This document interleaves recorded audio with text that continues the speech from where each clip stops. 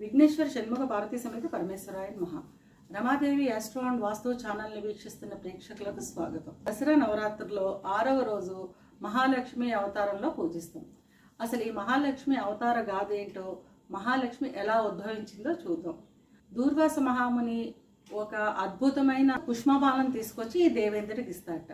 దేవేంద్రుడు ఏదో పని మీద బయటకు వెళ్తూ అతని ఐరావతం మెడలో వేస్తాడట. దాన్ని ఆ పుష్పమాలని ఐరావతం మెడలో వేస్తాడట.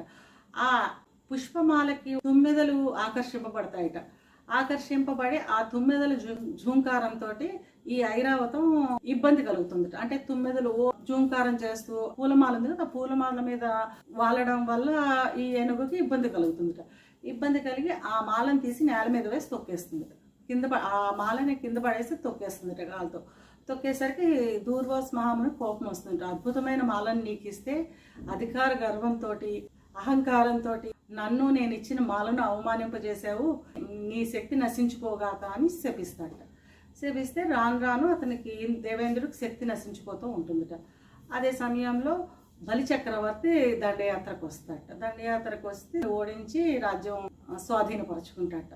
పరుచుకుంటే ఇప్పుడు విష్ణువు దగ్గరికి వెళ్తాడు. వెళ్ళి దుర్వాస మహాముని ఇలా నాకు శాపం పెట్టారు, ఈ శాపం వల్ల నేను రాజ్యం కోల్పోయాను, శాప విమోచనం చెప్పు స్వామి అంటాడట. అంటే అప్పుడు చెప్తాడట, మీరు వెళ్ళి రాక్షసులను పిలిచి, అంటే దానవులు రాక్షసులను పిలిచి మీరు రాక్షసులు కలిసి క్షీర సముద్రాన్ని, పాల సముద్రాన్ని చిలకండి. అంటే క్షీరసాగర మదనం అంటాం కదా, క్షీరసాగర మదనం చేయండి. ఆ పాల సముద్రాన్ని చిలకడం వల్ల నీకు శాప విమోచనం జరుగుతుందని చెప్తాడట. క్షీరసాగర మదనం చేయడం వల్ల, ఆ క్షీరసాగరంలోంచి, ఆ పాల సముద్రంలోంచి పుట్టిన అమృతం వల్ల మీ శక్తి తిరిగి వస్తుంది. అందులోంచి ఉద్భవించిన లక్ష్మి వల్ల మీ నుంచి దూరమైన సమస్త భోగాలు మీకు మళ్ళీ సిద్ధిస్తాయని చెప్తాడట. సరే అని చెప్పి రాక్షసుల దగ్గరికి వెళ్ళి ఒప్పించి మీరు మేము కలిసి క్షీరసాగరాన్ని మదిస్తామని చెప్పి క్షీరసాగర మదనం, పాల సముద్రాన్ని చిలకడం మొదలు పెడతారు. శ్వేతాశ్వం వస్తుందట, అంటే తెల్లని అశ్వం వస్తుందట. తర్వాత ఐరావతం వస్తుందట, హలాహలం వస్తుందట, కామధేను వస్తుందట.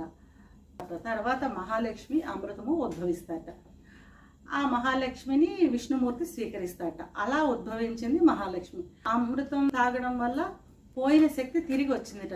ఇంద్రాది దేవతలకి పోయిన శక్తి తిరిగి, లక్ష్మి ఉద్భవించడంతో అతని నుంచి వెళ్ళిపోయిన వైభోగం మొత్తం తిరిగి వచ్చిందట. ఆ లక్ష్మిని విష్ణుమూర్తి చేపడతాడు.